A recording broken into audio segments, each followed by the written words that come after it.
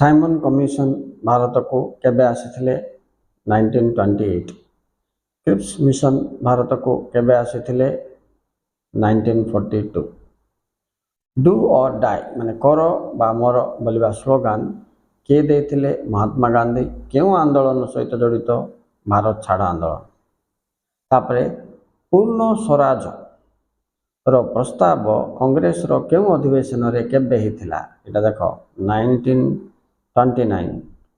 आईन अमान्य आंदोलन पूर्व ऑल इंडिया कांग्रेस कमिटी रो जो सभा हिथिला लाहौर अधिवेशन रे नेहरूंकर नेतृत्व रे पूर्ण स्वराज रो प्रस्ताव दिया जाइथिला।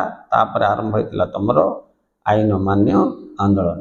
ओके, चार्टर आईन कौन देखो पिला माने ए होची कौन 1813 मसीह रे चार्टर आईन बल्कि गोटे आईन माध्यम रे ईस्ट इंडिया कंपनी भारत रे तार एकचाटिया वाणिज्य कारबार चलाउथला। ए आईन को चार्टर आईन बोली कहा जाए।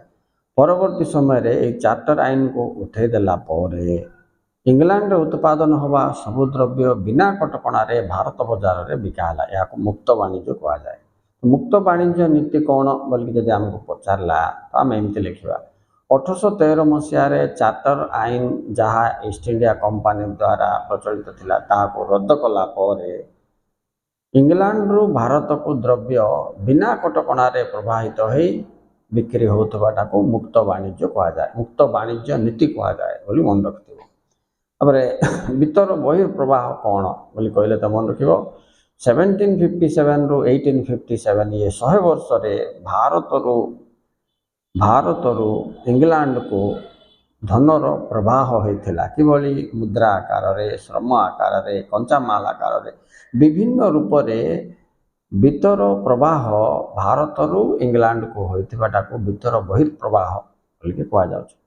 अच्छा, एटा को प्रथमे दादा भाई निरोजा बोलिबा व्यक्ति से गोटे बही लिखथिले ना पिला माने अणदरिद्र भारत अण दरिद्र ब्रिटिश आईन ना कौन लिखिं से बहीटा टे देखीजिव से सब वर्ष परीक्षा पड़ुछि।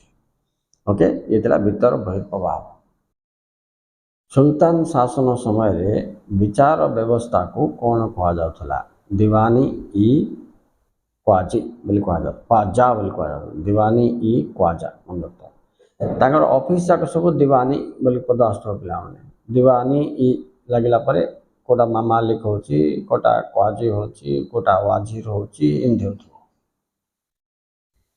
केउ माननकु तीर्थंकर कहा जाउथला जैन धर्मर प्रचारक माननकु तीर्थंकर कहा जाउथला। ओके, केउ नदी कूल रे गौतम बुद्ध प्रथमे दिव्य ज्ञान लाभ करथिले पिला माने गौतम बुद्ध निरंजन नदी कूल रे बोधगया बोली से जगह कहा जाउछि से अंचल ओरबेल नामक अरण्य रे निरंजन नदी कूल रे दिव्य ज्ञान प्राप्त करथिले तपस्या कला पर केते वर्ष 6 वर्ष।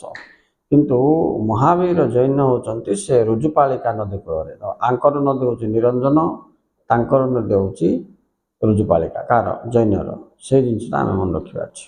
Okay students, thank you very much for watching. Please like and subscribe.